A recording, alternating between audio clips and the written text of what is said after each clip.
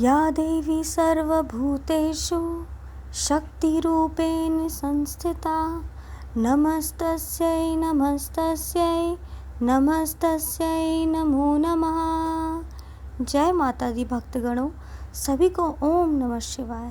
आज का दिन गुप्त नवरात्रि का 5वां दिन हमारी भूमंडल माता छिन्नमस्ता को समर्पित है। इनका नाम सुनकर ही अनोखा लगता है, क्योंकि छिन्नमस्ता का अर्थ है कटा हुआ सर। ये 10 महाविद्याओं में से एक है और इनकी पूजा खासकर तांत्रिक लोग करते हैं। इन्हें अपनी इच्छाओं पर काबू पाना और खुद को बलिदान करने की देवी माना जाता है।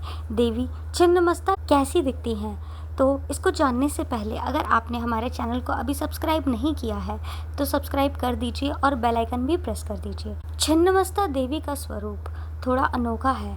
वह अपने ही कटे हुए सर को अपने हाथ में लिए हुए हैं। इनके गले से खून की 3 धाराएं निकल रही हैं। इनमें से एक धारा तो सीधे उनके ही कटे हुए सर के अंदर जा रही है, जिससे वे खुद तृप्त होती हैं। बाकी 2 धाराएं उनकी 2 सहेलियां डाकिनी और वर्णी के मुंह में जाती है, जो इनके पैरों के पास खड़ी रहती हैं।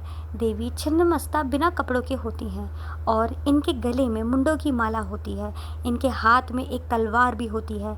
ये कामदेव और रति, जो प्रेम के देवी देवता हैं, उनके ऊपर खड़ी होती हैं। देवी छिन्नमस्ता की कहानी आप सभी को सुनाती हूँ। प्राचीन काल में भगवान शिव अपने भयानक रौद्र रूप में थे और वे ब्रह्मांड में अपने तांडव से विनाश कर रहे थे। उनका क्रोध इतना विकराल था कि पूरी सृष्टि डगमगा रही थी और तभी सभी देवता भयभीत थे। देवताओं ने मिलकर देवी पार्वती से प्रार्थना की कि वे किसी तरह भगवान शिव के क्रोध को शांत करें। देवी पार्वती ने देवताओं की बात सुनी और उन्होंने शिवजी जी के क्रोध को शांत करने का निर्णय किया। देवी पार्वती ने एक अत्यंत उग्र और विकराल रूप धारण किया।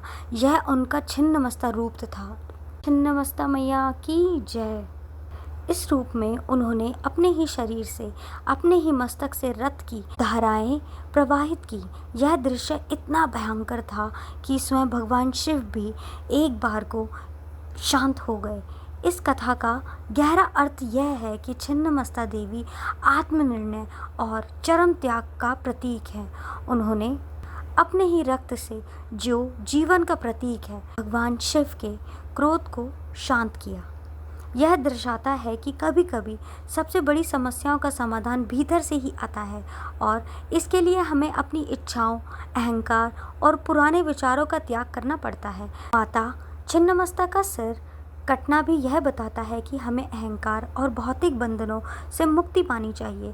जब व्यक्ति अपने अहंकार का त्याग कर देता है, तभी उसे सच्चा ज्ञान और मुक्ति मिलती है। उनकी पूजा हमें सिखाती है कि जीवन में कभी कभी त्याग ही सबसे बड़ी शक्ति होती है। देवी छिन्नमस्ता की पूजा क्यों करते हैं? गुप्त नवरात्रों में देवी छिन्नमस्ता की पूजा करने से भक्तों को दुश्मनों पर जीत हासिल होती है, सभी मुश्किलों से छुटकारा और खुद को जानने की शक्ति मिलती है।